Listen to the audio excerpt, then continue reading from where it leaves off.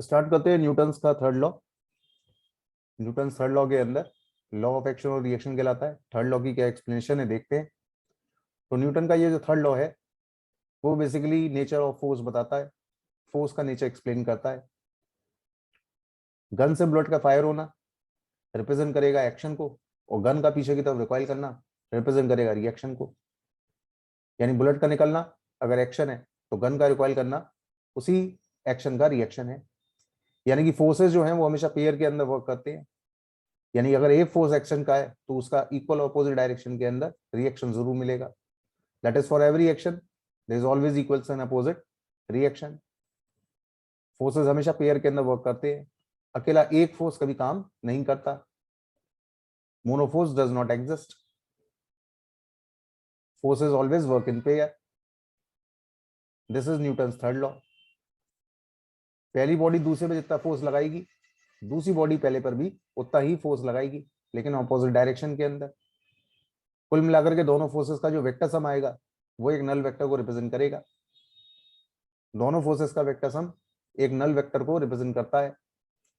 F12 की value हमेशा equal और अपोजिट होती है माइनस का F21, या आप इसे मोमेंटम के चेंज में भी एक्सप्रेस कर सकते हैं। तो बोल सकते हैं delta P12 is equal to minus का delta P21। This is Newton's third law which gives the nature of the force. It says that the forces always works in pair. Monoforce does not exist. अगर मुझे gun के recoil करने की velocity calculate करनी है तो gun के recoil करने की velocity capital V is equal to minus का mu अपॉन m होगा। स्मॉल m बुलेट का मास है, स्मॉल u बुलेट की वेलोसिटी है, कैपिटल M गन का मास है, कैपिटल V गन के रिकॉइल करने की वेलोसिटी है। तो गन के रिकॉइल करने की आपको अगर ये वेलोसिटी निकालनी है तो वेलोसिटी निकालने के लिए डेल्टा P12 की वैल्यू को माइनस के डेल्टा P21 के इक्वल कर लीजिए। डेल्टा P12 mu के इक्वल हो गया और माइनस का डेल्टा P21 जो है वो माइनस का mv के इक्वल हो गया। तो कैपिटल V की यहाँ से वैल्यू आ जाएगी माइनस का mu अपॉन m, जो इस बात को रिप्रेजेंट करेगा कि गन के रिकॉइल करने की वेलोसिटी जो है वो बुलेट के अपोजिट डायरेक्शन में होगी। अब ये जो रिकॉइल करने की वेलोसिटी आ रही है ये इनवर्स आ रहा है कैपिटल M के। कैपिटल M है गन का मास, तो जिस गन का मास जितना ज्यादा होगा उसके रिकॉइल करने की वेलोसिटी उतनी कम होगी।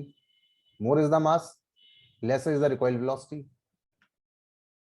सिमिलरली मान लीजिए कि एक स्प्रिंग बैलेंस है और आपने उसको एक जॉइंट से अटैच करा, या एक स्प्रिंग है जिसको कि आपने जॉइंट से अटैच किया या हैंड से पकड़ लिया और 20 न्यूटन का फोर्स स्प्रिंग पे आपने लगाया, तो स्प्रिंग बैलेंस की रीडिंग कितनी होगी?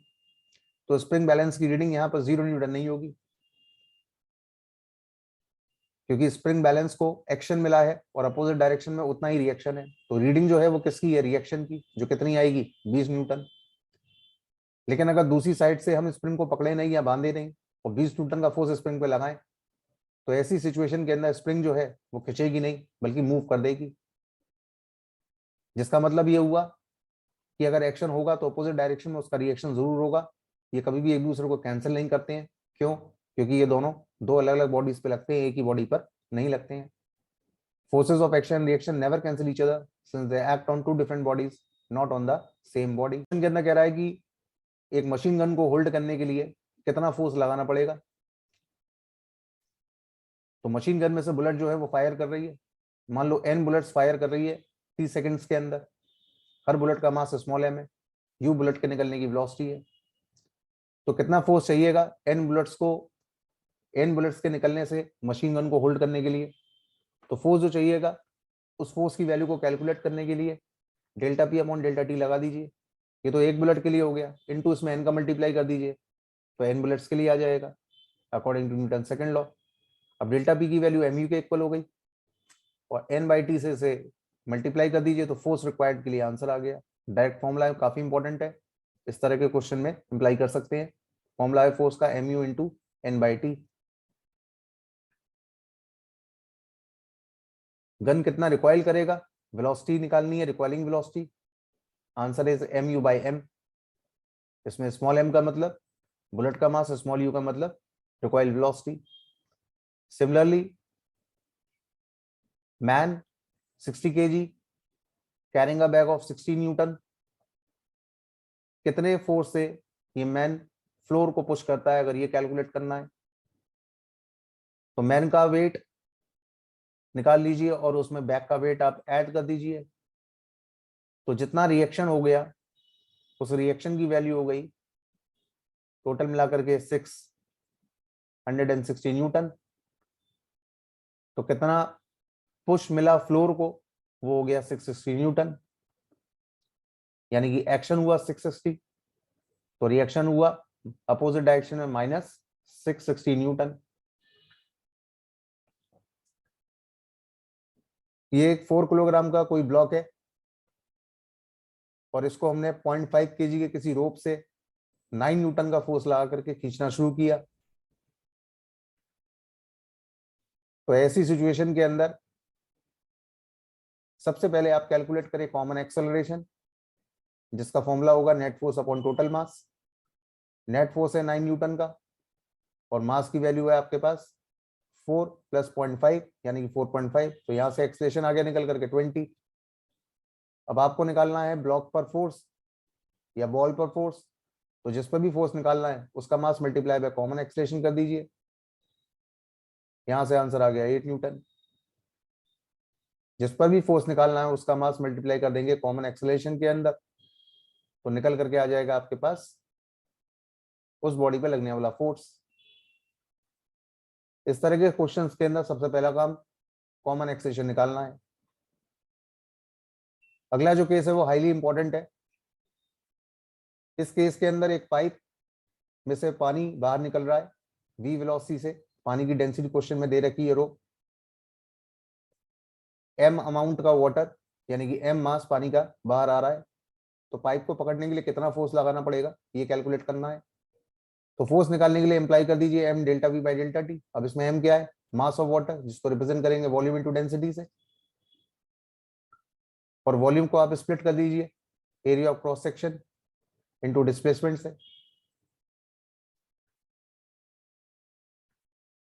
तो फोर्स निकालने के लिए लग गया volume into density into delta V upon delta T. Mass की जगह वॉल्यूम इनटू डेंसिटी कर दिया और वॉल्यूम को डिस्प्लेस हटा करके एरिया इनटू डिस्प्लेसमेंट कन्वर्ट कर दिया into rho into delta V upon delta T. अब डिस्प्लेसमेंट अपॉन टाइम हो गया वेलोसिटी के इक्वल। तो फोर्स के लिए फॉर्मूला आ गया आपके पास A V rho delta V. अब डेल्टा वी की वैल्यू को आप वी के इक्वल कर लीजिए। तो फोर्स डायरेक्टली प्रोपोर्शनल हो गया वी स्क्वायर के, जिसका मतलब ये हुआ कि अगर आप पानी के निकलने की वेलोसिटी को डबल कर दें तो पाइप को पकड़ने के लिए लगभग 4 गुना फोर्स लगाना पड़ेगा। That is F directly proportional to V square. अगला टॉपिक है हमारे पास motion of block on a smooth horizontal surface. एक ब्लॉक स्मूथ हॉरिजॉन्टल सरफेस पर रखा हुआ है, उस पर हमने पी नाम का एक अप्लाइड फोर्स लगाया। स्मूथ का मतलब कोफिशिएंट ऑफ फ्रिक्शन की वैल्यू 0 है, यानी अपोजिट डायरेक्शन में फ्रिक्शन फोर्स काम नहीं कर रहा है। ब्लॉक का वेट हो गया डाउनवर्ड, ये हो गया एक्शन, जिसका मिला अपोजिट डायरेक्शन के अंदर रिएक्शन। अब अप्लाइड फोर्स पी लगाने पर ब्लॉक में हुआ एक्सेलरेशन। इस एक्सेलरेशन की वैल्यू अगर आपको निकालनी हो तो net force upon mass of the block कर दीजिए, क्योंकि आर तो बैलेंस कर लेगा एम जी को, क्योंकि एक्शन रिएक्शन के फोर्स तो बैलेंस कर ले जाएंगे। लेकिन पी को अपोजिट डायरेक्शन में बैलेंस करने के लिए कोई फोर्स नहीं है, जिसकी वजह से पी की वजह से मिलेगा नेट फोर्स। एक्सेलरेशन आ गया पी बाय एम। पी का मतलब है यहाँ पर अप्लाइड फोर्स। अब अगर मान लीजिए कि इस ब्लॉक को हमने पुल किया एफ फोर्स लगा करके, तो इस फोर्स के हो गए दो कंपोनेंट, एक हॉरिजॉन्टल में एक वर्टिकल में। हॉरिजॉन्टल कंपोनेंट हो गया F cos theta, vertical component हो गया एफ साइन थीटा। अब एक्शन हो गया ब्लॉक का एम जी, रिएक्शन हो गया आर। अब ऊपर की साइड दो फोर्स है आर और एफ साइन थीटा, तो R plus F sine theta जो होगा वो बैलेंस करेगा एम जी को। तो अगर हम आर की वैल्यू को निकालें तो यहाँ आर की जो वैल्यू आएगी वो आएगी M G minus F sine theta. तो इस केस में जो आर आ रहा है वो एम जी से कम है, यानी इस केस के अंदर रिएक्शन कम मिल रहा है। लेकिन अगर हम ब्लॉक को पुश करते हैं तो फोर्स के दो कंपोनेंट हो गए F cos theta F sine theta. Downward direction में फोर्स है एम जी, उसका रिएक्शन है आर। अब नीचे की साइड हो गए दो फोर्स, एक एफ साइन थीटा और एक एम जी, जिसको बैलेंस कर रहा है ऊपर की तरफ रिएक्शनरी फोर्स। तो अब की बार F sine theta plus m g जो होगा वो आर के इक्वल होगा। तो इस केस में जो आर है वो अब की बार mg से ज्यादा आ रहा है, तो रिएक्शन ज्यादा मिल रहा है। तो फर्स्ट केस का रिएक्शन जो है वो कम है, जबकि सेकंड केस का जो रिएक्शन है वो ज्यादा है। इसलिए सेकंड केस के अंदर ब्लॉक को मूव कराना ज्यादा आसान है, that is it is easier to push.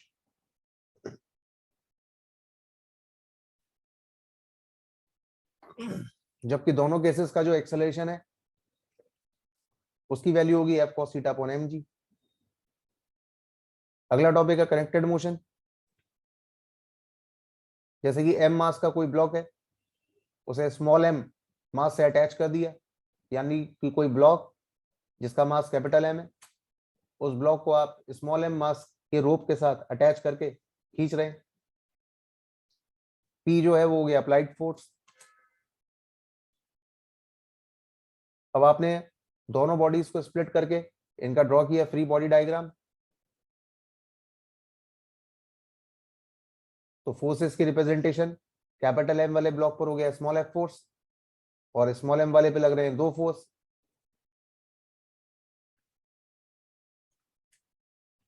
अब कैपिटल M वाले ब्लॉक को जो फोर्स मूव कराएगा उस फोर्स का फॉर्मूला हो गया ma, और स्मॉल m वाले के लिए जो नेट फोर्स की इक्वेशन आ गई वो आ गई P minus F is equal to ma।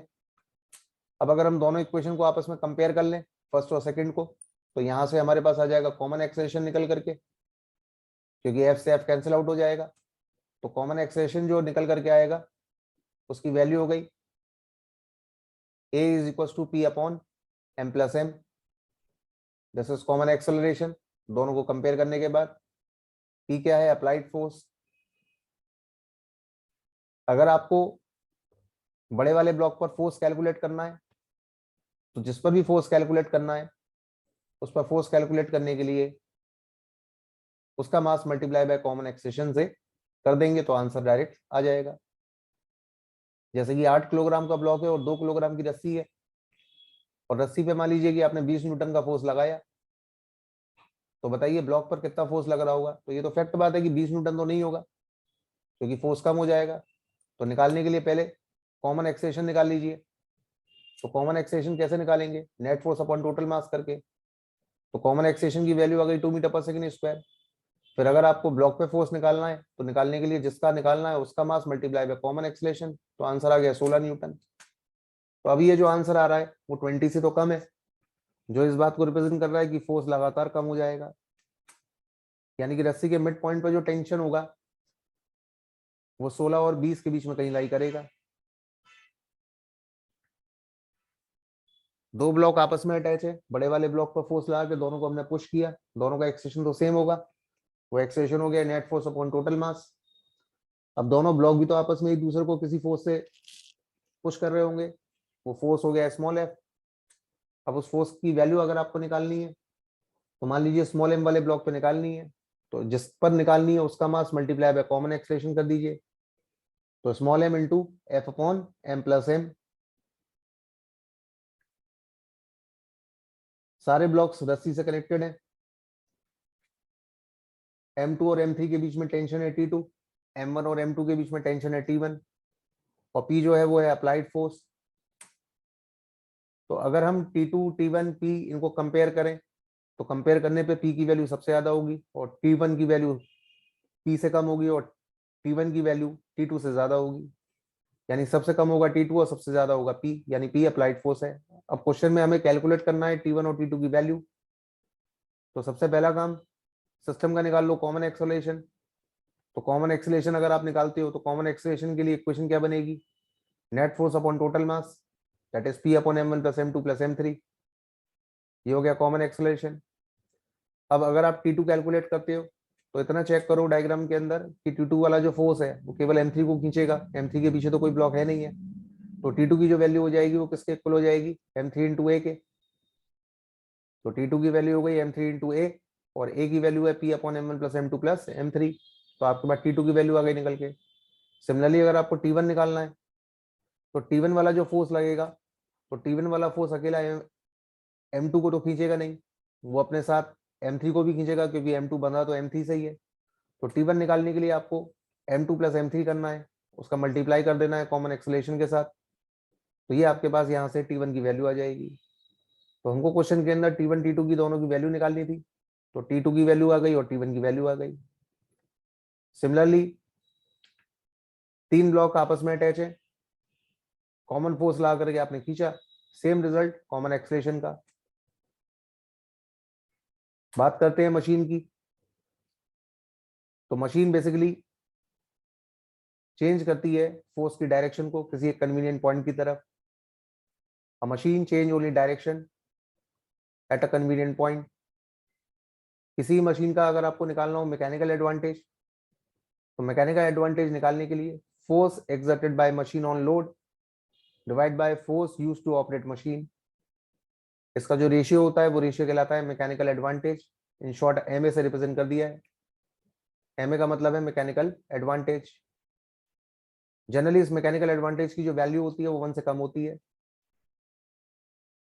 MA की value is always less than 1, क्योंकि मशीन आइडियल नहीं है, कोई भी मशीन आइडियल नहीं होती।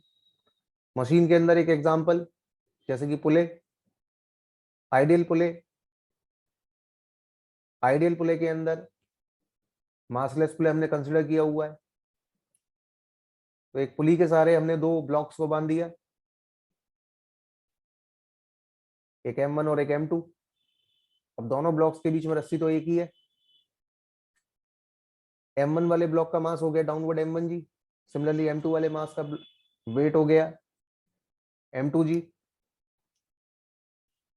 दोनों में टेंशन हो गया T, क्योंकि रस्सी एक ही है तो पूरी रस्सी में टेंशन तो एक ही होगा।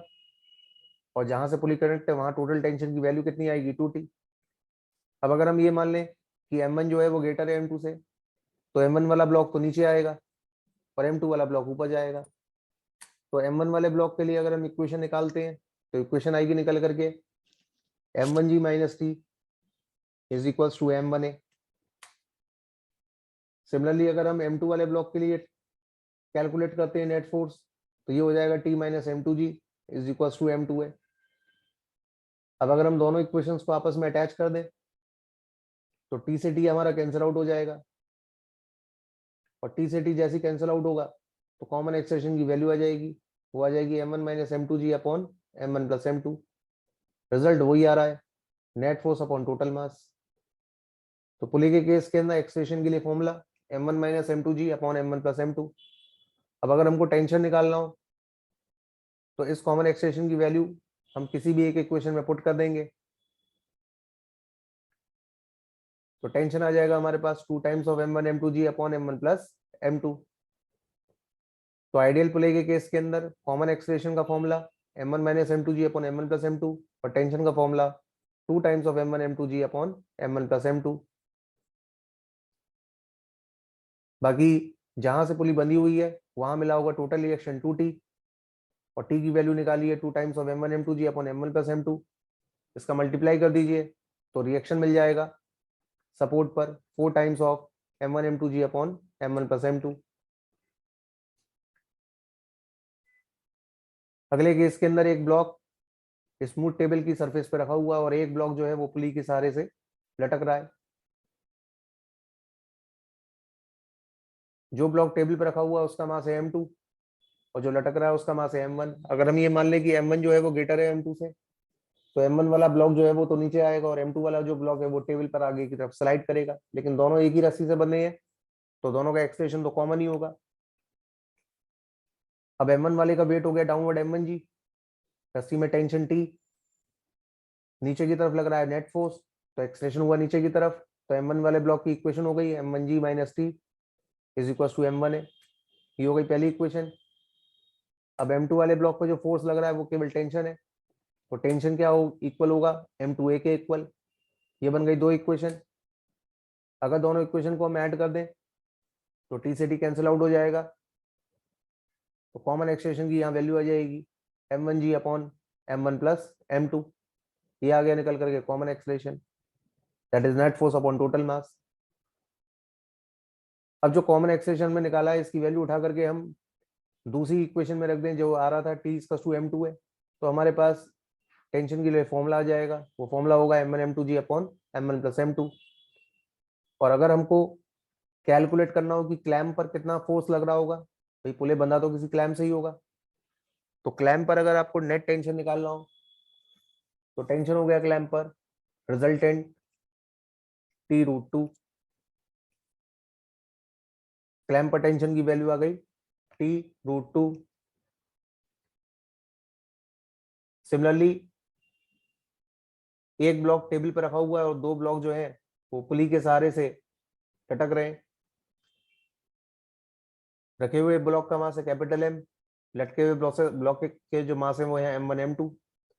अब यहाँ पर कैपिटल एम और M1 के बीच में जो रस्सी है वो एक है, तो वहां टेंशन हो गया T1, और स्मॉल M2 और कैपिटल एम के बीच में जो रस्सी है वो एक है, तो वहां टेंशन हो गया T2।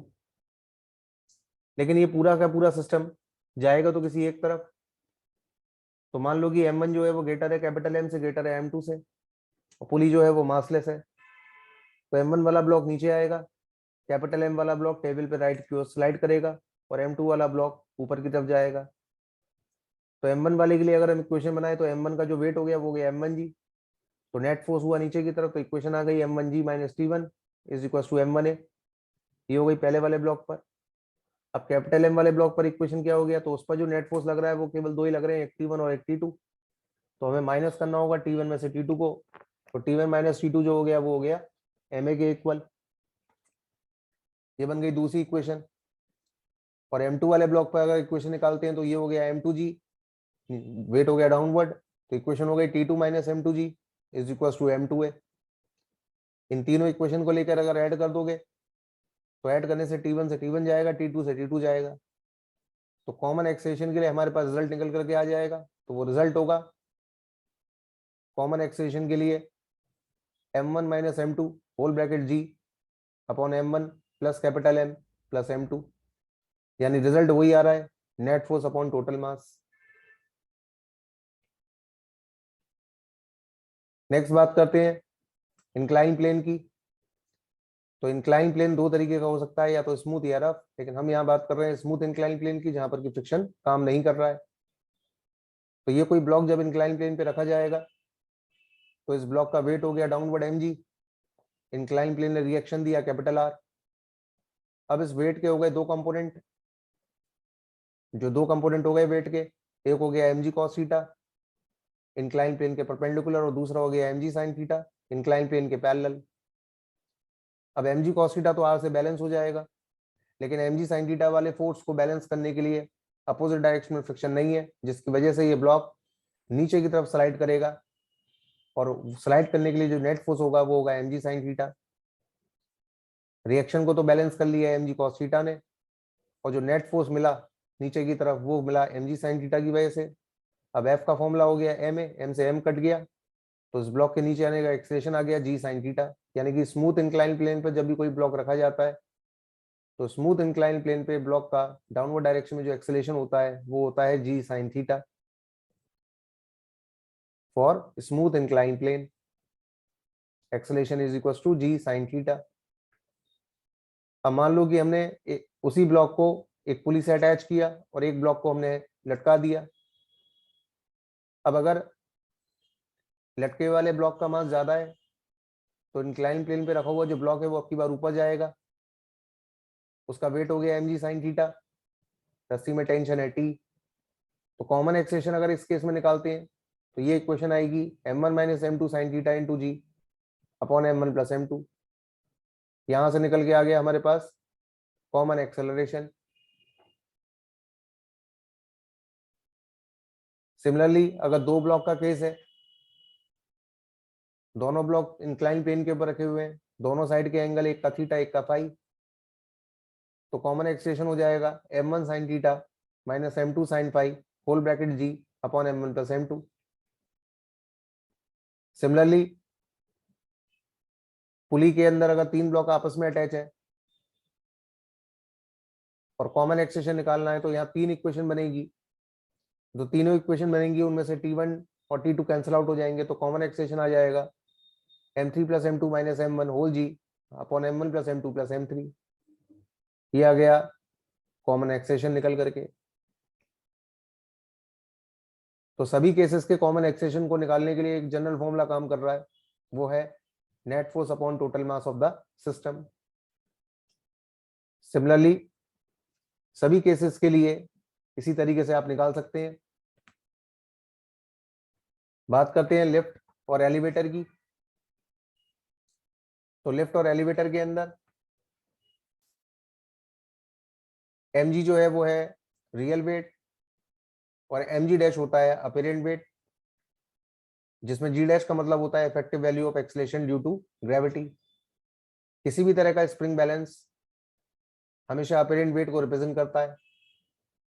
अब अगर कोई आदमी लिफ्ट के अंदर खड़ा हुआ है और लिफ्ट कांस्टेंट वेलोसिटी से ऊपर या नीचे जा रही है, रुकी हुई है, तो ऐसी सिचुएशन के अंदर आदमी का जो भी अपेरेंट वेट होगा वो उसके रियल वेट के इक्वल होगा।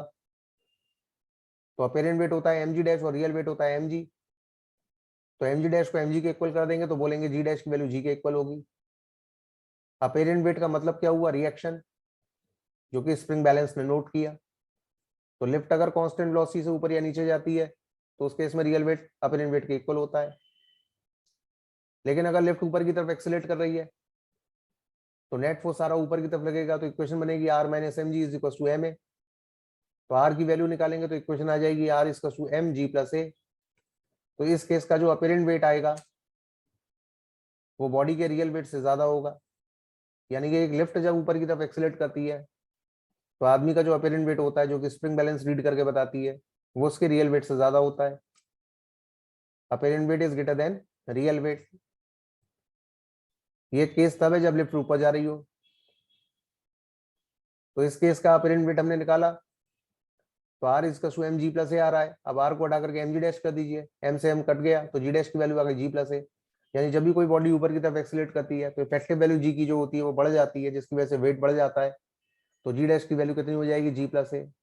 लेकिन अगर मान लीजिए कि लिफ्ट जो है वो नीचे एक्सेलरेट कर रही है, नीचे की तरफ आ रही है एक्सेलरेट करती हुई, तो नेट फोर्स जो लगेगा वो नीचे की तरफ लगेगा। तो नेट फोर्स अगर नीचे की तरफ लगता है तो इक्वेशन बनेगी mg minus r is equal to ma। तो यहां से जी डैश की वैल्यू आप निकालेंगे तो अब की बार आ जाएगा g माइनस ए के इक्वल। यानी कि लिफ्ट जब ऊपर जाती है तो जी डैश होता है इफेक्टिव g प्लस ए, और जब नीचे आती है तो इफेक्टिव वैल्यू होती है ग्रेविटी की, जो वो होती है g माइनस ए। यानी इस केस का अपेरेंट वेट जो होता है वो बॉडी के रियल वेट से कम होगा। यानी स्प्रिंग बैलेंस की रीडिंग जो होगी वो कम होनी शुरू हो जाएगी अगर लिफ्ट नीचे की तरफ एक्सेलरेट करती है। अब अगर हम ये मान लें कि लिफ्ट जो है वो फ्री फॉल है, तो उस सिचुएशन के अंदर जी इफेक्टिव वैल्यू जी डैश जो होता है वो होता है जी माइनस ए डाउनवर्ड के अंदर, और इसमें स्मॉल ए की वैल्यू को आपने स्मॉल जी के इक्वल कर दिया तो जी डैश की वैल्यू जीरो आ जाएगी, जिसका मतलब होगा एम जी डैश जीरो हो जाएगा। अगर एम जी डैश जीरो हो गया तो मतलब कि बॉडी का जो अपेरेंट वेट है वो जीरो हो गया।